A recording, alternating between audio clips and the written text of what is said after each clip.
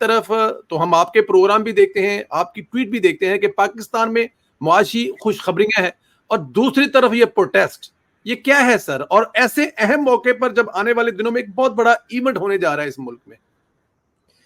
देखिए, पीटीआई को ये समझना चाहिए, उनके जो समझदार लीडर हैं, उनके अहम तरीन लोग जो हैं, उनको ये बहुत ज़्यादा समझना चाहिए कि पीटीआई एक तो तंजीम नहीं है, क्योंकि ठीक। तंजीम खुद इन्होंने बनाई नहीं है।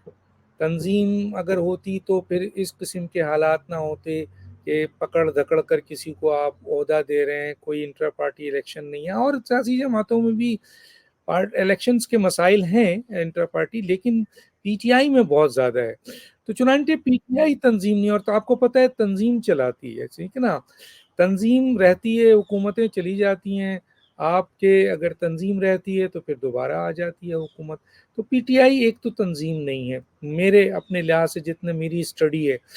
दूसरा ये है कि ये इनकलाबी जमात भी नहीं है। मसलन इनकलाबी जमात इस तरीके से कि स्ट्रीट पावर नहीं है। अभी स्ट्रीट पावर पाकिस्तान में दो चार स्ट्रीट पावर्स हैं। एक है मौलाना फजल रहमान साहब की जमात है, स्ट्रीट पावर बहुत बड़ी।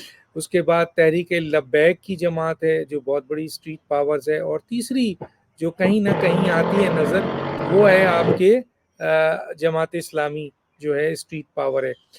जी। अच्छा, पीएमएलएन और पीपल्स पार्टी स्ट्रीट पावर्स तो नहीं है, लेकिन तंजीमी जमात है, समझे। हम्म। अब ये यहाँ पर पीटीआई के लोगों को समझना चाहिए, जो इमरान खान ये प्रोटेस्ट करने के लिए निकालते हैं, जलसे जुलूस करते हैं। आपको याद होगा कि इमरान खान साहब जब अब बाहर थे और अपने पीक पे थे, तो जब उन्होंने जेल भरो तहरीक मांगी तो 100 से ज़्यादा लोग नहीं निकले। जब उन्होंने कहा कि जनाब आप आओ निकलो तहरीक चलाओ, तो आपने देखा कि लोग ही नहीं निकले। अब इनकी कुछ तादाद ऐसी है जो केपीके में ज़्यादा नज़र आती है, जो रिफ्लेक्ट करती है। और उसमें ये भी देखने में आया है कि अफ़गानी एलिमेंट्स भी काफ़ी हैं, इस दफ़ा भी पकड़े गए हैं काफ़ी अफ़गानी एलिमेंट्स। तो पीटीआई ना तो तंजीम है जो नहीं बन सकी, मैं ये तो नहीं कहूँगा कि सियासी तंजीम नहीं है, लेकिन एक तंजीम जो मजबूत होती है, क्योंकि बहुत सारे लोग जो इनके तंजीम के थे वो जा चुके हैं। आपको पता है किस तरह से सूरत हाल थी।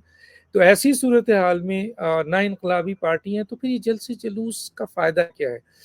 डिस्टर्बेंस तो आप कर सकते हैं, लेकिन अपने मफादात हासिल नहीं कर सकते। अगर आप समझते हैं कि इन जलसे जुलूस से आप कोई इनकलाब ले आएंगे, तो ये मैं लिख के देने को तैयार हूँ कि आप है ही नहीं इनकलाबी जमात। दूसरा ये है कि जलसे जुलूस से आप इमरान खान को रिलीज़ करा लेंगे, तो मैं आपको दावे से कह सकता हूँ कोई प्रेशर नहीं लेंगे जो जो लोग इसमें हैं।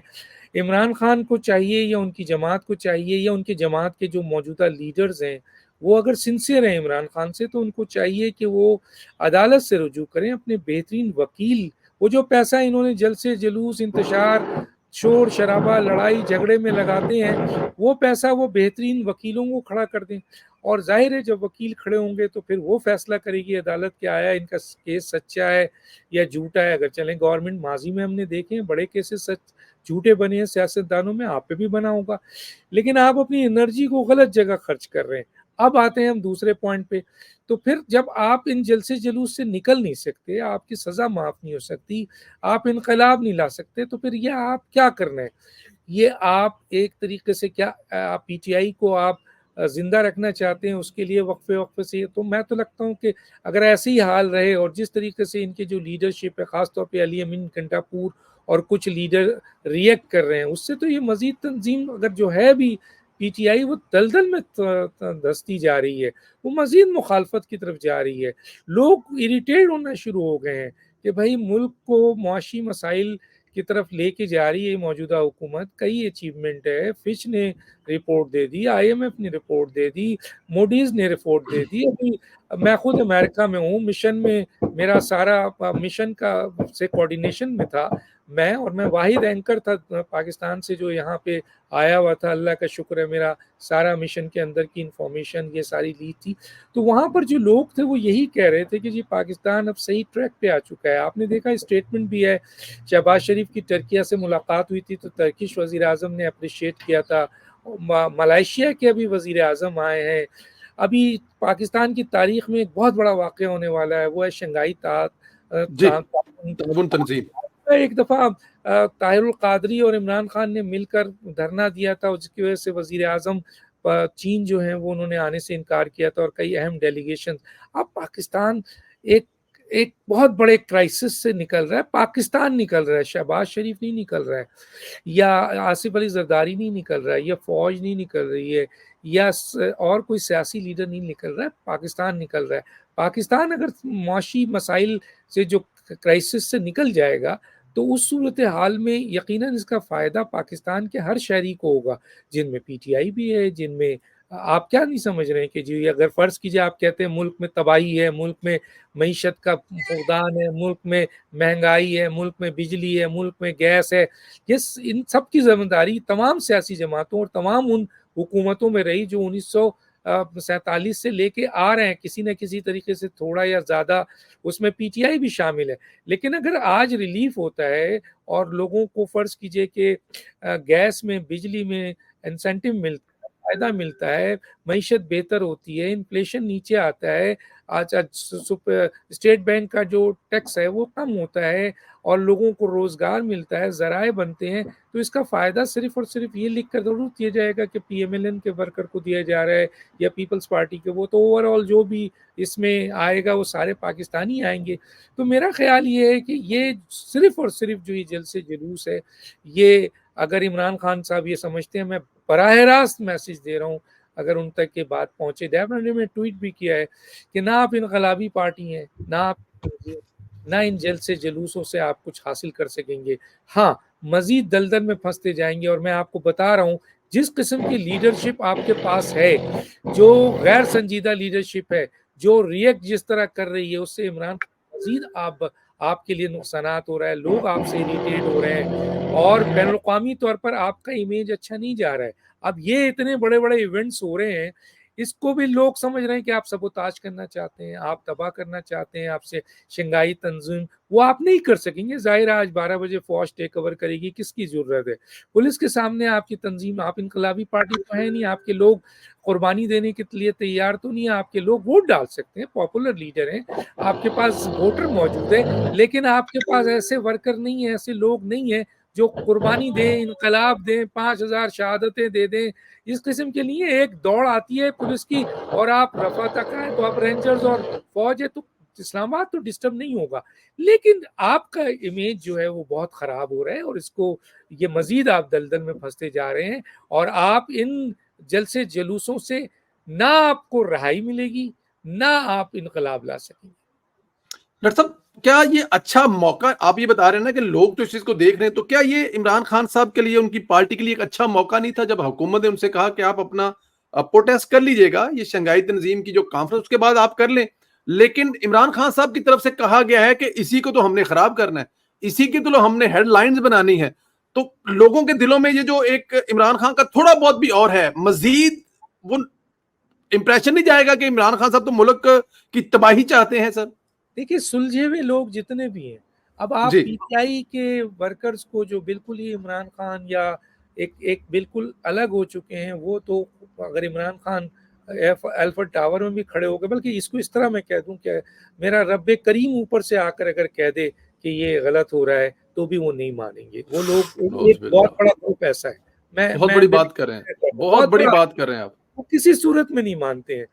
एक ग्रुप ज़रूर सुलझा हुआ है जो ये चीज़ सोच रहा होगा कि भाई ये आप ये बताइए कि डी चौक में इस मौके पे जब शंघाई तंजीम कारकुन पूरी दुनिया के सरबराहान आ रहे हैं, इम्पोर्टेंट सरबराहान आ रहे हैं, अभी आपके मलेशिया के वो गए, इसहाक डार साहब का और आर्मी चीफ का इतना ज़बरदस्त रोल इस मौके पे है कि फ़ौरन ही जो बाहर आपका इमेज ख़राब हो गया था, अब वो इमेज बिल्ड हो रहा है। अब अभी रिसेंटली आपने देखा कि जी ईरान के वो आए, फिर मलेशिया के आए, अब शंघाई तंजीम के हैं, सऊदी अरब की विजिट है, इसके अलावा और बहुत सारे अहम डेलीगेशंस आ रहे हैं। तो अगर एक इमेज बिल्ड कर रहे हैं और बड़ा काम कर रहे हैं, इसहाक डार साहब बहुत काम कर रहे हैं माशाल्लाह, डिप्टी प्राइम मिनिस्टर की हैसियत से भी और एज ए फॉरेन मिनिस्टर की हैसियत से भी। हाँ, इन्होंने फाइनेंस मिनिस्ट्री में अपना लोहा मनवाया था 2013 से 17 तक। वहाँ आप एज ए फाइनेंस मिनिस्टर वो मेहनत कर रहे हैं, वो कोशिश कर रहे हैं, वो ये चाह रहे हैं कि किसी तरीके से पाकिस्तान का इमेज बिल्ड हो। पाकिस्तान की सफारतकारी में एक बहुत अहम चीज़ वो इंट्रोड्यूस करने चाह रहे हैं, जिसके लिए मैंने इंटरव्यू में भी उनसे पूछा था, तो उन्होंने और फाइनेंस मिनिस्टर ने इसको कहा था कि जी बिल्कुल हम करने जा रहे हैं। और वो इकोनॉमिक डिप्लोमेसी, यानी जितनी सफारतकारी दुनिया में है पाकिस्तान की, दूसरे ममालिक जो सफारतकारी को इस्तेमाल करते हैं इकोनॉमिक डिप्लोमेसी के लिए, आपकी सरमायाकारी के लिए, पूरा वर्क होता है। सिर्फ ये नहीं होता है कि झंडा लगा लिया, 14 अगस्त मना लिया, या अपने डेज मना लिया, या फंक्शन कर लिया, खाना खा लिया। नहीं, ये सफारतकारी को अब पाकिस्तान जो है वो इकोनॉमिक डिप्लोमेसी के लिए इस्तेमाल कर रहा है। मैं यहाँ आया, मेरी कौंसलर जनरल से भी मुलाकात हुई, मेरी यूएई के कौंसलर एम्बेसडर से भी बात हुई, मेरी यहाँ से भी एक और यानी डॉक्टर फैसल से भी बात हुई यूएई के। तो सब काम कर रहे हैं इकोनॉमिक डिप्लोमेसी के, और ये इस वक्त की गवर्नमेंट खासतौर पे साकदार इस पे काम कर रहे हैं। दूसरी तरफ आर्मी चीफ अपनी पूरी ताकत लगा रहे हैं स्पेशल इन्वेस्टमेंट फैसिलिटेशन काउंसिल के जरिए कि लोग सरमाया करी करें। अब पाकिस्तान को एक रास्ता मिल रहा है जो बिल्कुल अंधेरे में जा चुका था। मैं ये नहीं कहूंगा कि ये इमरान खान ने सिर्फ किया था, बहुत सारे लोग, बहुत सारे फैक्टर्स इसमें इन्वॉल्व है। लेकिन भाई अब ये रास्ता है, अब अगर डी चौक का नाम लेकर आप ये कह रहे हैं कि यहाँ एहतजाज होगा, तो फिर इसका मतलब ये है कि इसमें कोई दो राय नहीं है कि आप ये चाह रहे हैं कि इंतशार पैदा हो, हालात खराब हो, और पाकिस्तान को जो इंटरनेशनली इस वक्त कम्युनिटी एक्सेप्ट कर रही है, उसको रिस्पेक्ट दे रही है, और इतना बड़ा इवेंट्स का पाकिस्तान में हो रहा है, उसको सबोताज किया जाए, और पूरी दुनिया में इंटरनेशनली जो है वो इस चीज़ को सामने लाया जाए कि पाकिस्तान एक ऐसा मुल्क ही नहीं है कि जहां इतने बड़े इवेंट्स, इतने सारे सदूर आ सकें। क्योंकि यहाँ तो जनाब फसाद हो रहा है, यहाँ लड़ाई हो रही है, झगड़ा हो रहा है। जाहिर है डिप्लोमेट यहाँ वॉच कर रहे होंगे हर चीज। आप डी चौक का नाम लिया, इससे पहले आपके पास डी चौक नहीं था। आप आते थे इस्लामाबाद फला, हालांकि एक कानून बन चुका है, बताया जा चुका है, आपको अगर जलसे करना है, जुलूस करना है, कराची चले आए, आप लाहौर चले जाएं, किसी और जगह चले जाएं, पेशावर में कर लें। आप अपनी स्ट्रेंथ दिखाना चाहते हैं, वहीं के तो ज्यादा लोग होते हैं, बाकी और डिफरेंट जगहों से तो लोग ही नहीं आते।